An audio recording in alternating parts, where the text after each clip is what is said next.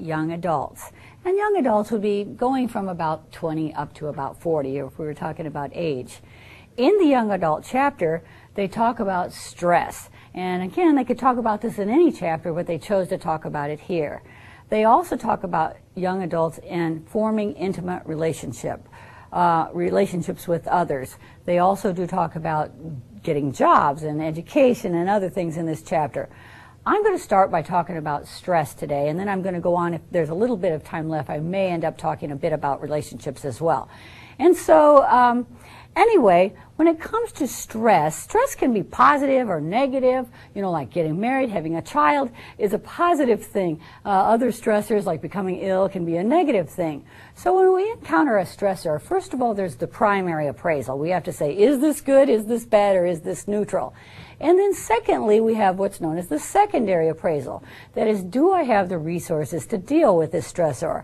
And it might be emotional resources, it might be physical resources, it might be financial, or even social if others can help us out with it. And so we do our secondary appraisal next. When it comes to stressors, some kinds of stressors are considered trait stressors, other ones are considered state stressors. Sources of anxiety that are connected with traits have to do with your personality traits. And personality is something that's very stable over time. You know, from childhood to adulthood, it's very stable over time. Some people are more outgoing, some people are more cautious, and so on. A couple of examples of traits that would cause people to be more stressful would be if you have a type A personality. You've probably heard of type A personalities before. They're driven and competitive and always on the go. It's like they're just wound up. It's like there isn't enough hours in the day for them to get everything done. Well, it turns out, they used to think that was bad. It turns out that that's not so bad, provided that you don't have that anger component along with it. As long as you're happy, you're okay. But if you've got a type A personality and you have that anger component along with it, your veins in your neck pop out, you feel like you're going to explode just sitting in traffic. That's the kind that can actually be dangerous and can be not good for you. It can impair your happiness as well as your health. So type A personalities. Or we could look at people who have what's known as an external locus of control. Let me differentiate between an internal and an external locus of control. People with an internal locus of control feel empowered to make a difference in their own life. They know if I try hard, I can bring some good things into my own life. And if I try hard, I can avoid at least some of the bad things.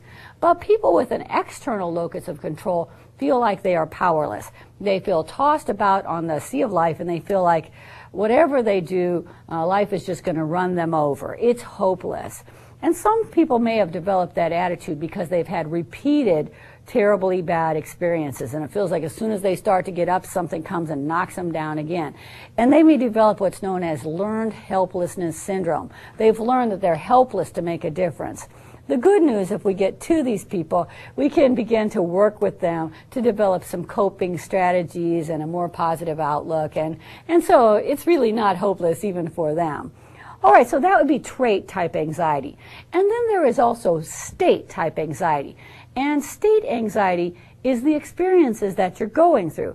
And they could be temporary anxiety-provoking situations like getting married or taking a final exam. Or it could be ongoing sources of state stress, like having a difficult relationship with your spouse, or having an unfair boss, or having an obnoxious kid. You know, those kind of stressors are just in your face day after day after day. What they have found, if you have continuous stressors, it begins to take its toll, not only psychologically, but physically. As a matter of fact, within 2 hours of encountering a stressor, there is a measurable change in our immune system, and we are more likely to catch a cold or the flu. I used to wonder when I used to pull those all-nighters for final exams or midterms or whatever, I'd leave too much for the last minute and be pulling an all-nighter, and I would end up with bronchitis or something, and I'd think, why now, God? Well, it wasn't God, it was me. You know, I put myself under all that stress, and now, of course, I'm going to get sick because I've compromised my own immune system. If you stay under stress for a long time, it can even leave you open to bigger types of illnesses like heart disease or even cancer. Now, for some reason, certain people seem to be amazingly resilient. Even under ongoing stress for a long time, they seem to keep a positive attitude, they're flexible, and they don't get sick. And so I think it has to do with developing good strategies for dealing with stress and a good positive attitude. All right, let me talk a few minutes about something different. I said I would talk about relationships a little bit. Most people hope to have an intimate relationship. In fact, most people hope to get married sometime in their life. And 90% of people, in fact, do sometime get married in their life. And we look at what are you looking for in a spouse. And it's interesting to compare Africans and Chinese people and Americans to what we're looking for. Americans want to be in love. Chinese men said they want a good, healthy woman. Health was really important for them. But Americans want to be in love with that person. Not everyone, as I said, feels the same way. There are people in countries with arranged marriages. Some of my own students have had arranged marriages. And they said you learn to love them later. It works fine. Other people who come from impoverished nations may even feel that it's selfish to demand love, because instead you should be looking for something else, like who is going to be a good provider and who can protect the family. It's too much of a luxury to say, I have to be in love, you know. And so different people from different cultures look at it in different ways. But Americans, we want to be in love. All right, for the most part. Now, people tend to end up with people who they are similar to. This is called homogamy. We end up with people who are similar in age, similar in race, similar in religion and other factors. We may be attracted to people who are different, but we usually end up with people who are very similar to ourselves. Then there is also something called the marriage gradient. And that is the fact that men tend to marry down and women tend to marry up. That is, men tend to marry women who are either their own age or slightly younger and slightly smaller in stature and also a little bit lower in status in terms of education or job and that sort of thing. Women tend to marry up. They tend to marry men who are their own age or a little bit older. They usually want someone who's their own height or hopefully even a little taller than them. Once they ask a whole bunch of women, what would it take for you to marry a man significantly shorter than yourself? And they were saying things like Nobel Prize winner or something.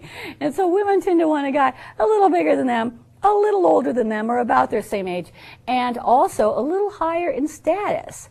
And that's okay, that's fine. I wish we didn't always go that direction. I wish we'd mix it up more. But the problem when you always have the males in the relationship being older and wiser and having more status and more money is it creates a little bit of an inequity of power in the relationships and in a culture where you begin to feel like it's always that way, when in fact it's a choice that we've chosen to go in that direction. Also, there's filtering.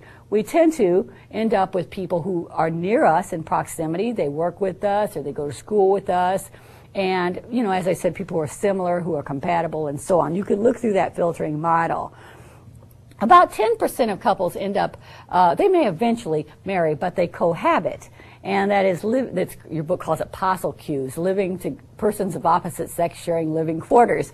And young people tend to do that a lot, even more so than older people. And sometimes they're doing it for economic reasons. Other times it's sort of a practice run for marriage. But as it turns out, most of those couples usually do either end up getting married or going their separate ways. Once in a while, though, they do end up in a lasting relationship where they're cohabiting without marriage. About 10% of the time, couples stay single their entire life. And then, of course, we also have many gay and lesbian couples, and it may or may not surprise individuals that their relationships are quite similar to heterosexual couples.